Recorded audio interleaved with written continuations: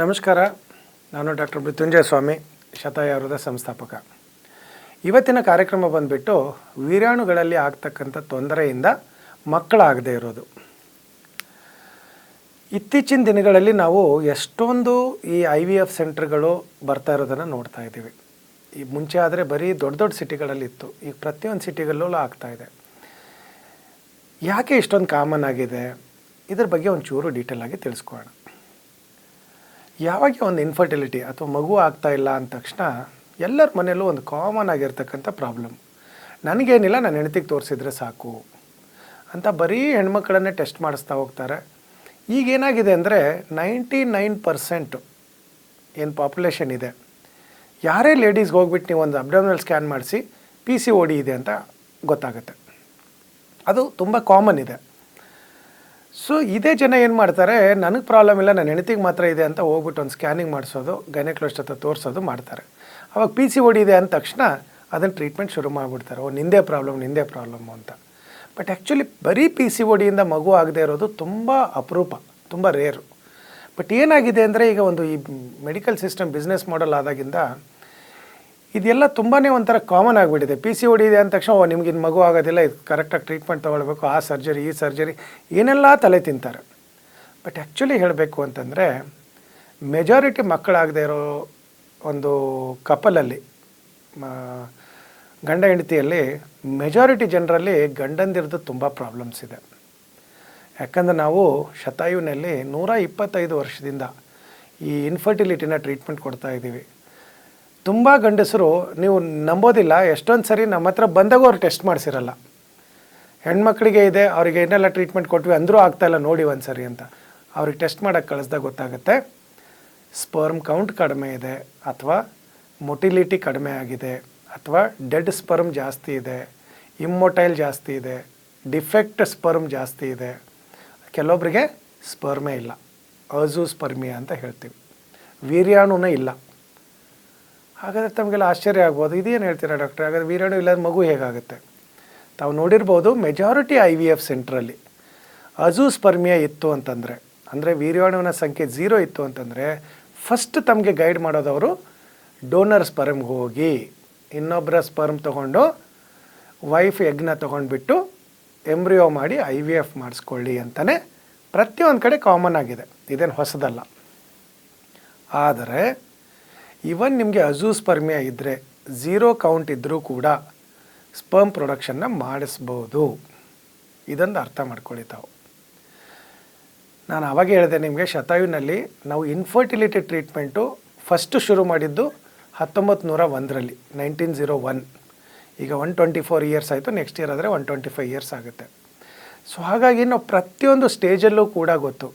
ಯಾಕಂದರೆ ಆ ಕಾಲದಲ್ಲಿ ನಾರ್ಮಲ್ ಸ್ಪರ್ಮ್ ಕೌಂಟ್ ಬಂದುಬಿಟ್ಟು 70 to 120 ಮಿಲಿಯನ್ ಇರ್ತಿತ್ತು. ಇಮ್ಯಾಜಿನ್, ಈಗ ನೀವು ಸೆಮೆನ್ ಅನಾಲಿಸಿಸ್ ಮಾಡಿಸಿ ಅಲ್ಲಿ ಮುಂದೆ ಬರೀತಾರೆ normal range 10 to 30 million per ml is normal ಅಂತ. ಸೊ ಈ ಲೆವೆಲಲ್ಲಿ ಒಂದು ಇವನ್ WHO ಕೂಡ ಅದನ್ನು ಕಡಿಮೆ ಮಾಡ್ತಾ ಬಂದುಬಿಟ್ಟಿದೆ. ಅಂದರೆ ಬಾಡಿನಲ್ಲಿ ಸ್ಪರ್ಮ್ ಪ್ರೊಡಕ್ಷನ್ ಕಡಿಮೆ ಕೂಡ ಆಗ್ತಾಯಿದೆ.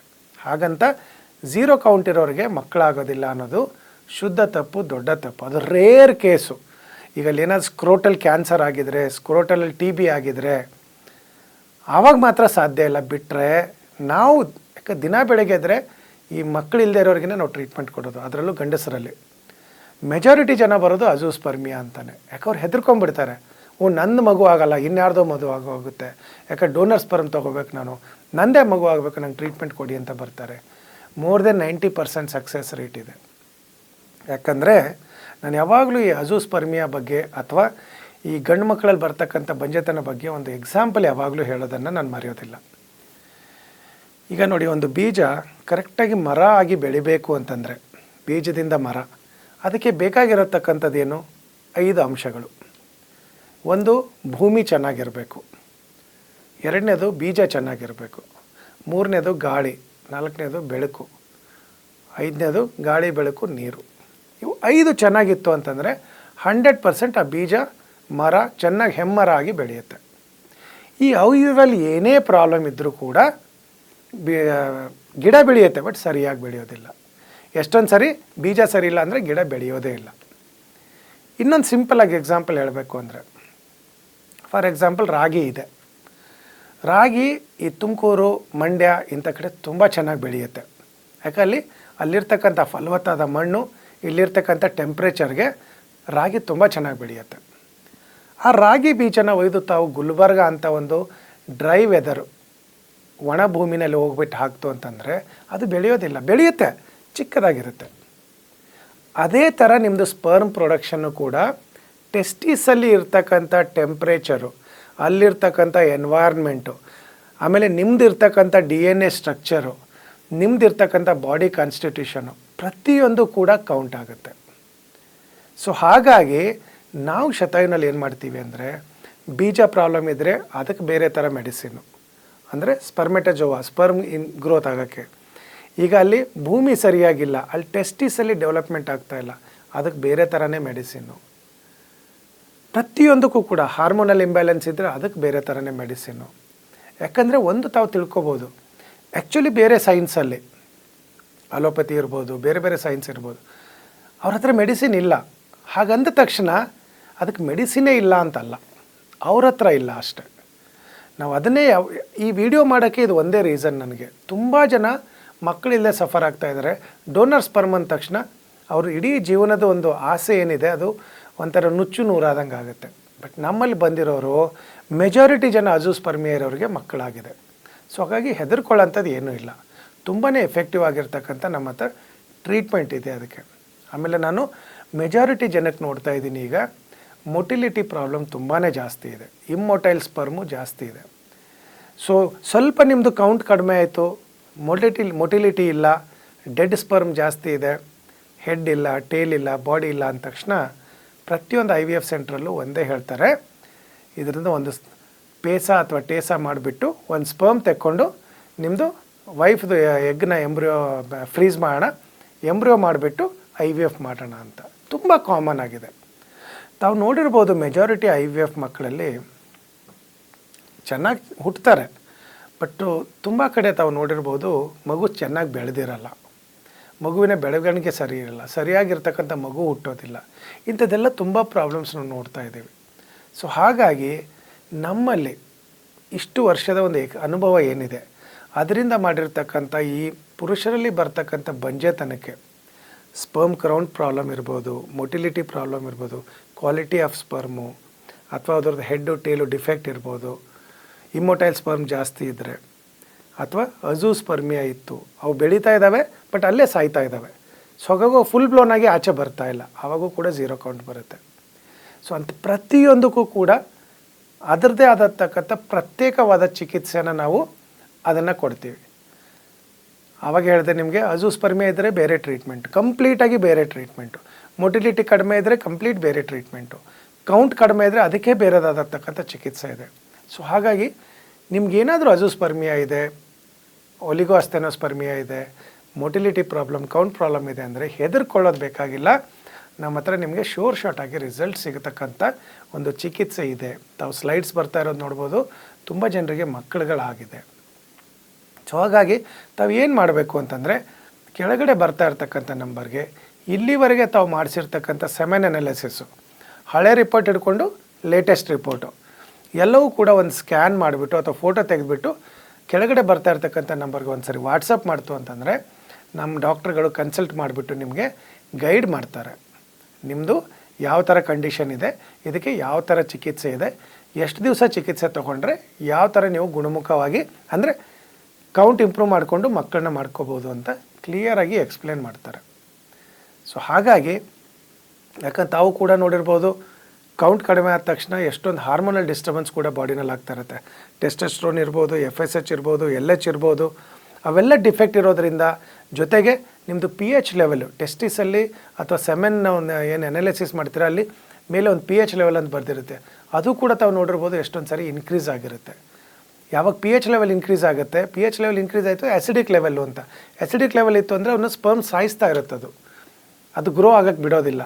ಸೊ ಇಂಥರೆಲ್ಲ ಒಂದು ಕಂಡೀಷನ್ ಇದ್ದಾಗೆ ಅವು ಸ್ಪರ್ಮ್ಗಳು ಸರಿಯಾಗಿ ಬೆಳೀತಾ ಇರಲ್ಲ. ಪ್ರತಿಯೊಂದು ಸ್ಟೇಜಲ್ಲೂ ಕೂಡ ನಾವು ಅದನ್ನು ಕಂಡುಹಿಡಿದ್ಬಿಟ್ಟು ಆ ಸ್ಟೇಜಿಗೆ ತಕ್ಕಂತೆ ಟ್ರೀಟ್ಮೆಂಟ್ ಕೊಡ್ತೀವಿ. ಹಾಗಾಗಿ ನಿಮಗೆ ಶೋರ್ ಶಾರ್ಟಾಗಿ ಮಕ್ಕಳಾಗೋಕ್ಕೆ ಹೆಲ್ಪ್ ಆಗ್ತಕ್ಕಂಥ ಈ ಅಜೂಸ್ಪರ್ಮಿಯಾ ಟ್ರೀಟ್ಮೆಂಟ್ ಇರುತ್ತೆ. ಸೊ ಹಾಗಾಗಿ ಬಂದ ತಕ್ಷಣ ನೀವು ಈ ನಂಬರ್ಗೆ ಇದು ಮಾಡಿ. ಬೈ ಚಾನ್ಸ್ ಅಜೂಸ್ಪರ್ಮಿಯಾ ಇತ್ತು, ಸ್ವಲ್ಪ ಇನ್ನೊಂದು ಟೆಸ್ಟಿಕ್ಯುಲರ್ ಸ್ಕ್ಯಾನ್ ಅಂತ ಇರ್ಬೋದು, ಟೆಸ್ಟಿಕಲ್ ಸ್ಕ್ಯಾನ್ ಅಂತ ಮಾಡ್ತಾರೆ, ಅಥವಾ ಒಂದು ಟೆಸ್ಟಿಕ್ಯುಲರ್ ಬಯೋಪ್ಸಿ ಅಂತ ಇರುತ್ತೆ, ಅದು ಆದರೂ ಮಾಡಿಸಿ, ಅಥವಾ ಟೇಸಾ ಅಥವಾ ಪೇಸಾ, ಇದೆಲ್ಲ ಟೆಸ್ಟ್ಗಳು ಮಾಡಿಬಿಟ್ಟು ಕರೆಕ್ಟಾಗಿ ರಿಪೋರ್ಟ್ ಕಳಿಸ್ತು ಅಂತಂದರೆ ಆದಷ್ಟು ಬೇಗ ತಾವು ಮಕ್ಕಳನ್ನ ಪಡ್ಕೋಬೋದು. ಅದರಲ್ಲೂ ಕೂಡ ನಾವು ತುಂಬ ಜನ ನೋಡಿದ್ದೀವಿ, 5 ವರ್ಷ 8 ವರ್ಷ 10 ವರ್ಷ ಮದುವೆ ಆದಮೇಲೂ ಕೂಡ ವೇಟ್ ಮಾಡ್ತಾನೆ ಇರ್ತಾರೆ. ಎಲ್ಲೋ ಒಂದು ಕಡೆ ಮಿರಾಕಲ್ ಆಗ್ಬೋದು, ಹಾಗೆ ಅಲ್ಲಿ ತೊಗೊಂಡ್ವಿ ಇಲ್ಲಿ ತೊಗೊಂಡ್ವಿ. ನನ್ನ ಹತ್ರ ಎಷ್ಟೊಂದು ಜನ ಆಯುರ್ವೇದ ಟ್ರೀಟ್ಮೆಂಟ್ ಕೂಡ ತೊಗೊಂಡು ಬಂದಿದ್ದಾರೆ. ಸೊ ಏನಾಗುತ್ತೆ ಅಂದರೆ ನಾವು ಯಾಕಿಷ್ಟು ಕಾನ್ಫಿಡೆಂಟಾಗಿ ಟ್ರೀಟ್ಮೆಂಟ್ ಕೊಡ್ತೀವಿ ಅಂತಂದರೆ ಇಷ್ಟು ವರ್ಷದ ಅನುಭವದಿಂದ. ಆಮೇಲೆ ಈ ಮೆಡಿಸಿನ್ ಮಾಡಿರೋದೇ ಈ ಅಜೂಸ್ಪರ್ಮಿಯಾ ಟ್ರೀಟ್ ಮಾಡೋಕ್ಕೆ, ಮೊಟಿಲಿಟಿ ಇನ್ಕ್ರೀಸ್ ಮಾಡೋಕ್ಕೆ, ಕೌಂಟ್ ಇನ್ಕ್ರೀಸ್ ಮಾಡೋಕ್ಕೆ, ಅಲ್ಲೇನಾದರೂ ಇನ್ಫೆಕ್ಟಿವ್ ಸ್ಪರ್ಮ್ ಇತ್ತು ಅಂತಂದರೆ ಅದ್ರದ್ದು ಒಂದು ಲೈಫ್ ಸೆಲ್ಫ್ ಇನ್ಕ್ರೀಸ್ ಮಾಡೋಕ್ಕೆ, ಆ ಥರ ಮೆಡಿಸಿನ್ ಇರೋದ್ರಿಂದ ನಿಮಗೆ ಕರೆಕ್ಟಾಗಿ ರಿಸಲ್ಟ್ ಸಿಗುತ್ತೆ. ತುಂಬ ಜನಕ್ಕೆ ನಾವು ನೋಡಿದ್ದೀವಿ, ಎಷ್ಟೊಂದು ಜನ ಫೇಲ್ಡ್ IVF ಆಗಿದೆ, ಈವನ್ ಡೋನರ್ ಸ್ಪರ್ಮ್ ಹಾಕಿದರೂ ಕೂಡ ಫೇಲ್ IVF ಆಗಿದೆ. ನಮ್ಮ ಹತ್ರ ಬಂದುಬಿಟ್ಟು ಅಜೂಸ್ಪರ್ಮಿಯಾ ಇರೋರೇ ಕೂಡ ಟ್ರೀಟ್ಮೆಂಟ್ ತೊಗೊಂಡ್ಬಿಟ್ಟು ಹೆಲ್ದಿ ಮಗು ಆಗಿರೋದು ನ್ಯಾಚುರಲ್ ಆಗಿ, ವಿದೌಟ್ ಎನಿ IVF IUI ಇಲ್ಲದೇ. ಸೊ ಅಷ್ಟೊಂದು ಒಳ್ಳೆ ರಿಸಲ್ಟ್ ಬರ್ತಾ ಇರೋದ್ರಿಂದ ತಮ್ಮ ಹತ್ರ ಇರ್ತಕ್ಕಂಥ ಎಲ್ಲ ರಿಪೋರ್ಟ್ಸು ಕೆಳಗಡೆ ಬರ್ತಾ ಇರ್ತಕ್ಕಂಥ ನಂಬರ್ಗೆ ಒಂದು ಸರಿ ಕಳಿಸಿ ಒಂದು ಕನ್ಸಲ್ಟೇಷನ್ ಫಿಕ್ಸ್ ಮಾಡಿ. ಸೊ ಈಗ ಎಷ್ಟೊಂದು ಸರಿ ಏನಾಗುತ್ತೆ, ಇಷ್ಟು ಟ್ರೀಟ್ಮೆಂಟ್ ಕೊಟ್ಟ ಮೇಲೂ ಕೂಡ ನ್ಯಾಚುರಲ್ ಆಗಿಲ್ಲ ಅಂದರೂ ಕೂಡ, ಯಾಕಂದರೆ ಏಜ್ ಆಗ್ತಾ 40+ ಕ್ರಾಸ್ ಆಯಿತು ಅಂತಂದರೆ ನಾವು ನ್ಯಾಚುರಲ್ ಆಗಿ ವೇಟ್ ಮಾಡೋಕ್ಕಾಗೋದಿಲ್ಲ. ಸೊ ಸ್ವಲ್ಪ ಸ್ಪರ್ಮ್ ಪ್ರೊಡಕ್ಷನ್ ಇನ್ಕ್ರೀಸ್ ಮಾಡ್ತಾ ಇದ್ದಂಗೆ ಅದನ್ನು ತೆಕ್ಕೊಂಡ್ಬಿಟ್ಟು IUIನೋ IVF ಮಾಡಿಬಿಟ್ಟು ಆದಷ್ಟು ಬೇಗ ಮಗು ಪಡ್ಕೋಬೋದು. ಬಟ್ ಒಂದು ಮಾತ್ರ ಹೇಳಬಲ್ಲೆ, ಅಜೂಸ್ಪರ್ಮಿಯಾ ಇದ್ದ ತಕ್ಷಣ ಹೆದರ್ಕೊಂಡು ಡೋನರ್ ಸ್ಪರ್ಮಿಗೆ ಹೋಗಿ ಆಮೇಲೆ ಇಡೀ ಜೀವನ ಎಲ್ಲ ಅಯ್ಯೋ ನಾನು ಡೋನರ್ ಸ್ಪರ್ಮಿಂದ ಮಗು ಆಯಿತು ನನ್ನ ಮಗು ಇಲ್ಲ ಅಂತ ತಲೆ ಕೆಡ್ಸ್ಕೊಳ್ಳೋದಕ್ಕಿಂತ ಒಂದು ಸರಿ ನಮ್ಮ ಶತಾಯುನಲ್ಲಿ ಟ್ರೈ ಮಾಡಿ ನ್ಯಾಚುರಲ್ ಆಗಿ ನಿಮ್ಮ ಮಗುನ ತಾವು ಪಡ್ಕೋಬೋದು. Thank you.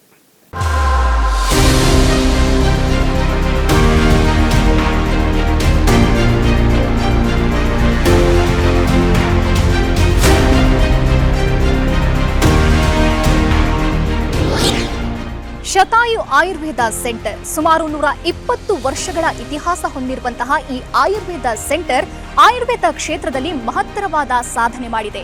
ಅಷ್ಟೇ ಅಲ್ಲ, ಬೆಂಗಳೂರಿನ ನಾನಾ ಭಾಗದಲ್ಲಿ ಇದರ ಸೆಂಟರ್ಗಳಿವೆ. ಇದರ ಜೊತೆಗೆ 35ಕ್ಕೂ ಹೆಚ್ಚು ವೈದ್ಯರು ಸೇರಿದಂತೆ 100ಕ್ಕೂ ಹೆಚ್ಚು ಥೆರಪಿಸ್ಟ್ಗಳು ರೋಗಿಗಳ ಸೇವೆಯಲ್ಲಿ ನಿರತರಾಗಿದ್ದಾರೆ. ಇನ್ನೂ ವಿಶೇಷ ಅಂತಂದ್ರೆ ಸುಮಾರು 10 ಲಕ್ಷಕ್ಕೂ ಅಧಿಕ ರೋಗಿಗಳಿಗೆ ಈ ಶತಾಯು ಸೆಂಟರ್ ಚಿಕಿತ್ಸೆ ನೀಡಿದೆ. ಅಷ್ಟೇ ಅಲ್ಲ, ಅವರ ರೋಗವನ್ನ ಗುಣಪಡಿಸಿ ಅವರ ಮೊಗದಲ್ಲಿ ನಗು ಬರುವಂತಹ ಮಹತ್ ಕಾರ್ಯವನ್ನ ಮಾಡಿದೆ. ಬನ್ನಿ ಹಾಗಾದ್ರೆ ಈ ಶತಾಯು ಸೆಂಟರ್ನಲ್ಲಿ ಯಾವ ರೀತಿ ಚಿಕಿತ್ಸೆ ನೀಡಲಾಗುತ್ತೆ, ಈ ಸೆಂಟರ್ ಯಾವ ರೀತಿ ಕಾರ್ಯನಿರ್ವಹಿಸುತ್ತೆ, ಬನ್ನಿ ನೋಡೋಣ.